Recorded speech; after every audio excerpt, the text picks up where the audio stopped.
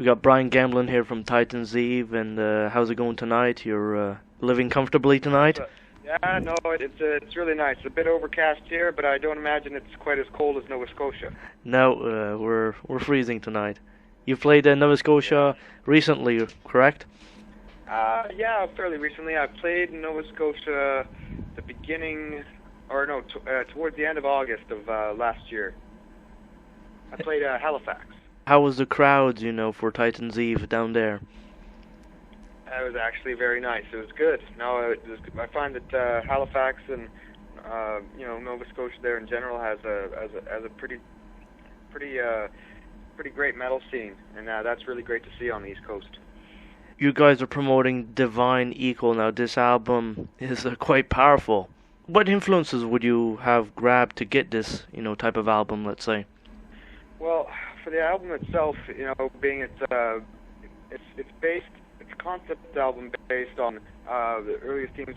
Genesis, the Garden of Eden, with the forbidden fruit and the serpent tempting Eve, and into Paradise Lost, which is essentially the story of Satan's fall to heaven and his rise, the war of heaven and hell kind of deal.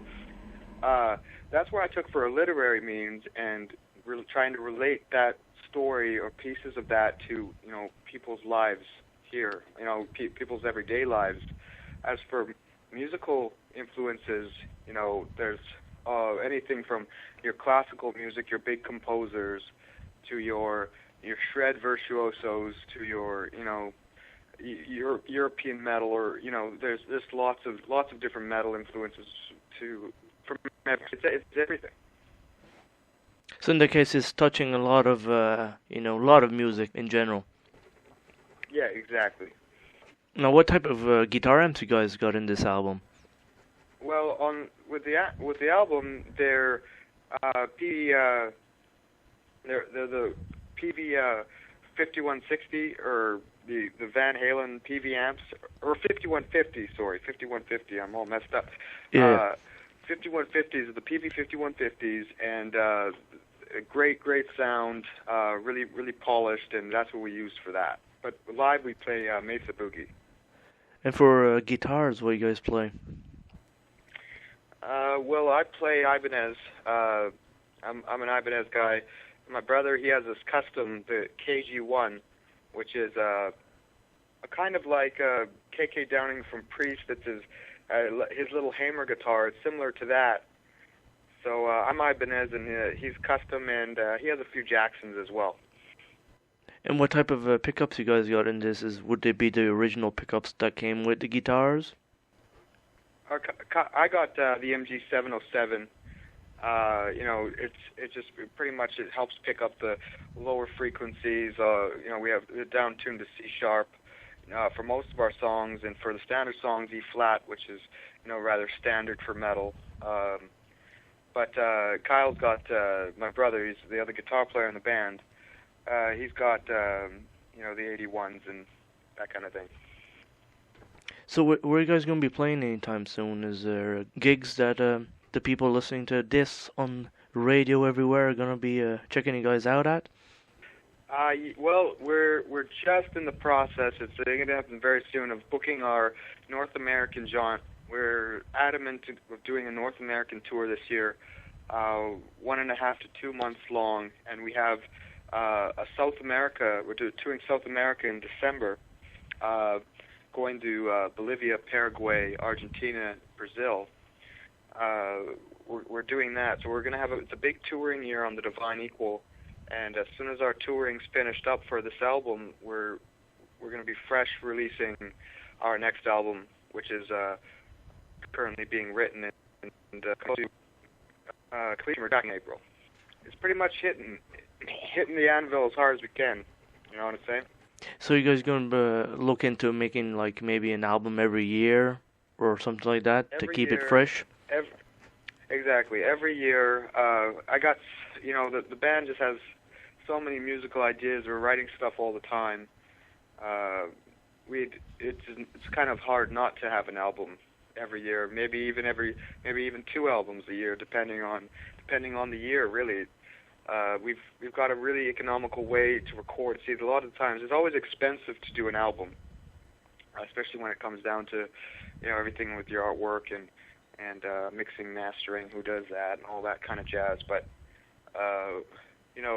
we've got a really efficient way to do it, working with some very talented people, and it has it allows us to sound sonically good, and we continue to work on sounding even better, at the same time keeping price lower.